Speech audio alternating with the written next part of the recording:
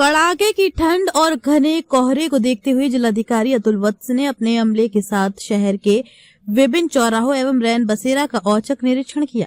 निरीक्षण के दौरान उन्होंने सबसे पहले तालाब चौराहे पर जल रहे अलाव का जायजा लिया और वहां बैठे लोगों से अलाव की व्यवस्था के बारे में जानकारी प्राप्त की। इसके बाद जिलाधिकारी अतुल वत्स कमला बाजार चौराहे पर पहुंचे। वहां ड्यूटी पर तैनात पुलिसकर्मी से अलाव संबंधित जानकारी ली और अपने स्टैंडों से मूंगफली मंगवाकर जवान को दी। इसके उपरांत डीएम साहब वहां से आगे बढ़ गए। जिलाधिकारी ने सासनी गेट चौराहे पर भी रुककर जल रहे अलाव का निरीक्षण किया और वहां मौजूद लोगों से पूछा कि रात्रि के समय कड़ाके की ठंड में अलाव की व्यवस्था नियमित रूप से की जा रही है या नहीं।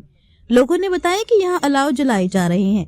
इसके बाद जिलाधिकारी अपने काफिले के साथ अलीगढ़ रोड स्थित रैन बसेरा पहुंचे। उन्होंने सबसे पहले ड्यूटी पर तैनात गार्ड से वहां ठहरे लोगों के बारे में जानकारी ली। गार्ड ने बताया कि कुछ विद्यार्थी परीक्षा देने के लिए आए हुए हैं। जिलाधिकारी ने रैन बसेरा में बने कमरों का निरीक्षण किया और वहां ठहरे लोगों से किसी प्रकार की समस्या के बारे में जानकारी ली। बारीकी से निरीक्षण के बाद जिलाधिकारी ने संबंधित नगर पालिका के अधिशासी अधिकारियों को आवश्यक दिशा निर्देश देते हुए कहा कि कड़ाके की ठंड को देखते हुए शहर के प्रत्येक प्रमुख चौराहे पर अलाव जलाने की व्यवस्था सुनिश्चित की जाए ताकि आमजन को ठंड से राहत मिल सके। लोग वहाँ ड्यूटी पर भी मिले हैं, तो क्या ये हम लोगों ने कल भी इसका निरीक्षण किया था। शासन की मंशा के अनुसार और माननीय मुख्यमंत्री जी द्वारा इसके स्पष्ट निर्देश दिए गए थे कि आप सभी लोग रैन बसेरों को औचक निरीक्षण करें और ये सुनिश्चित करें कि जितने भी प्रमुख स्थान हैं वहाँ पर अलाव जल रहा हो। इसी क्रम में एक मुख्य सचिव महोदय द्वारा एक ईसी भी की गई थी और उसमें हाथरस को विशेष रूप से इसलिए चिन्हित किया गया था क्योंकि यहाँ शीतलहर का थोड़ा ज़्यादा प्रकोप है।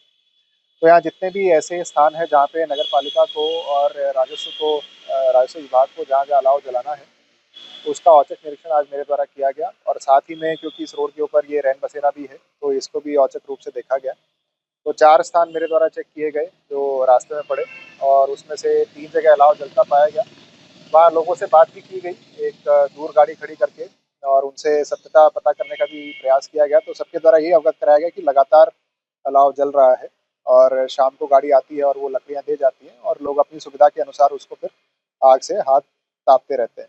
तो मोस्टली यहाँ ऐसे ही लोग हैं जो अपना दैनिक वेतनभोगी लोग होते हैं, जैसे टेम्पो ड्राइवर हैं, ई रिक्शा ड्राइवर हैं। तो वो सारा दिन कार्य करके और फिर शाम को वो अलाव के ऊपर अपने हाथ सेक लेते हैं। इसके अतिरिक्त पीछे आप देख रहे हैं कि रैन बसेरा को भी हम लोगों ने चेक किया। यहाँ पे सिक्योरिटी गार्ड जो हैं इधर वो मौके पे मिले और 2-3 कमरे भी मेरे द्वारा देखे गए। यहाँ कुछ फैमिलीज अभी रुकी हुई हैं, उनसे वार्ता की गई। वो जो जितनी सुविधाएं दी गई हैं वो संतुष्ट हैं उससे।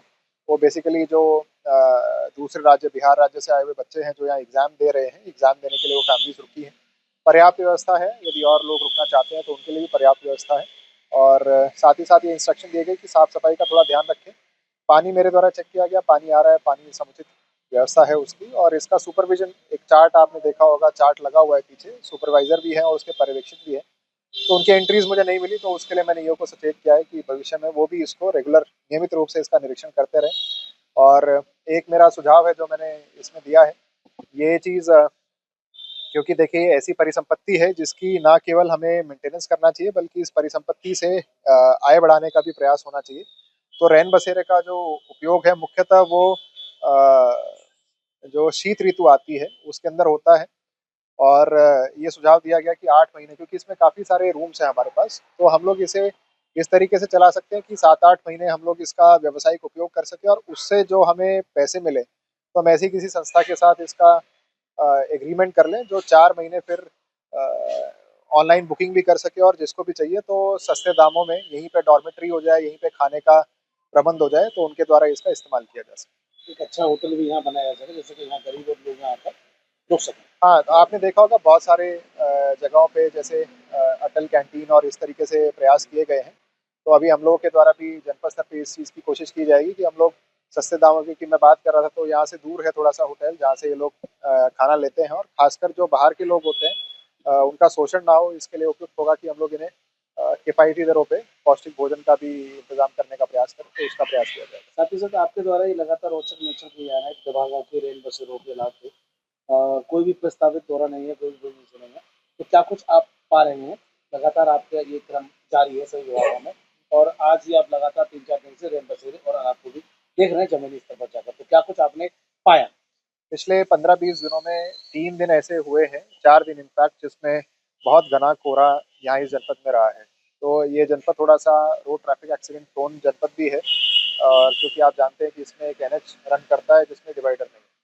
तो अलाव होना, मार्किंग साइंस होना, ब्लिंकर्स होना, प्रॉपर आपके स्पीड ब्रेकर्स बने होना, और ड्यूटीज़ का लगातार लोगों के द्वारा किया जाना, ये बहुत इम्पोर्टेंट है। तो ये जो औचक निरीक्षण किए जा रहे हैं, ये इसीलिए किए जा रहे हैं ताकि ज़मीनी हकीकत का पता लग सके। आज भी एक चौराहा है, कमला चौराहा है, तो मैंने वहाँ पाया कि वहाँ पे जिस जवान की ड्यूटी ट्रैफिक रेगुलेशन के लिए लगाई गई थी, वो उपस्थित है, लेकिन वहाँ अलाउ नहीं था।